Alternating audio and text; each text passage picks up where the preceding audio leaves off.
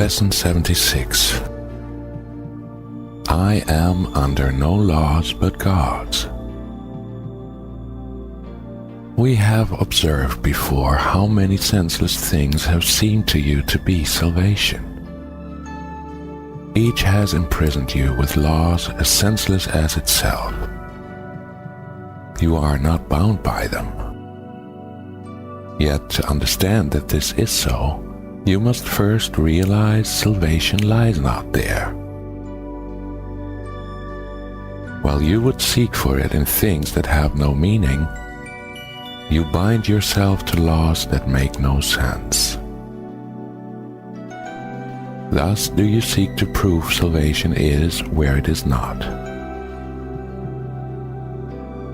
Today we will be glad you cannot prove it. For if you could, you would forever seek salvation where it is not and never find it. The idea for today tells you once again how simple is salvation. Look for it where it waits for you, and there it will be found. Look nowhere else, for it is nowhere else. Think of the freedom and the recognition that you are not bound by all the strange and twisted laws which you have set up to save you. You really think that you would starve unless you have stacks of green paper strips and piles of metal discs. You really think a small round pellet or some fluid pushed into your veins through a sharpened needle will ward off disease and death. You really think you are alone unless another body is with you. It is insanity that thinks these things.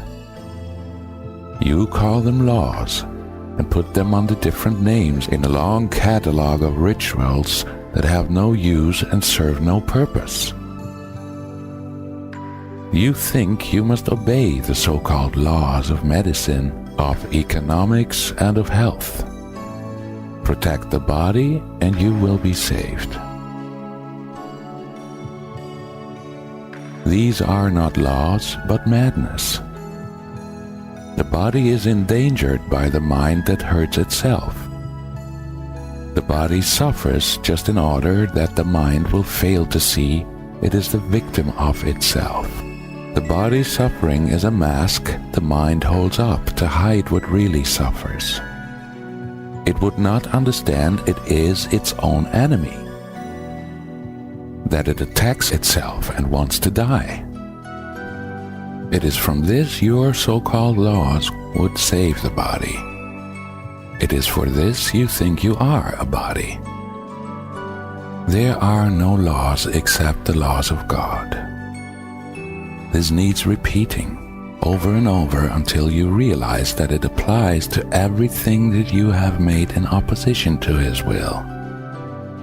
Your magic has no meaning. What it is meant to save does not exist. Only what it is meant to hide will save you. The laws of God can never be replaced. We will devote today to rejoicing that this is so. It is no longer a truth which we would hide.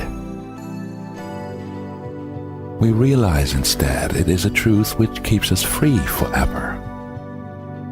Magic imprisons, but the laws of God set free. The light has come because there are no laws but His. We will begin the longer practice period today with a short review of the different kinds of laws we have believed we must obey.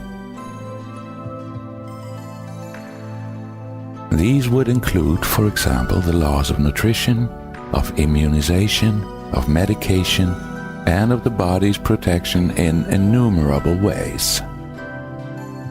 Think further.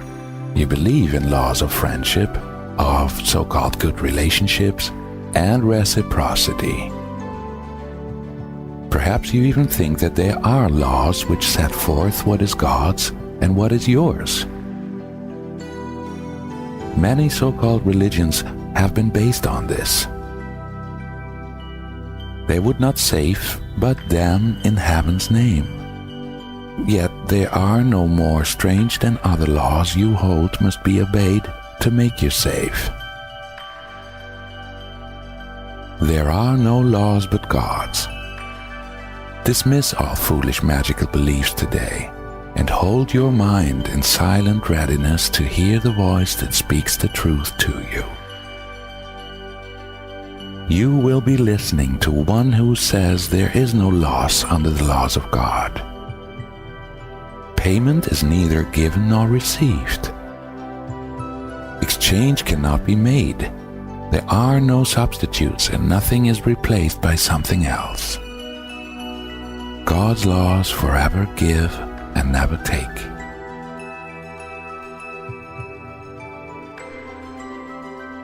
Hear him who tells you this, and realize how foolish are the laws you thought upheld the world you thought you saw.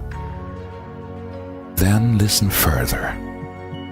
He will tell you more about the love your Father has for you, about the endless joy he offers you, about his yearning for his only Son, created as his channel for creation, denied to him by his belief in hell. Let us today open God's channels to him, and let his will extend through us to him. Thus is creation endlessly increased. His voice will speak of this to us, as well as of the joys of heaven, which his laws keep limitless forever. We will not repeat today's idea until we have listened and understood there are no laws but God's. Then we will tell ourselves, as a dedication with which the practice period concludes, I am under no laws but God's. We will repeat this dedication as often as possible today, at least 4 or 5 times an hour, as well as in response to any temptation to experience ourselves as subject to other laws throughout the day. It is our statement of freedom from all danger and all tyranny. It is our acknowledgement that God is our Father and that his Son is saved. Lesson 76. I am under no laws but God's.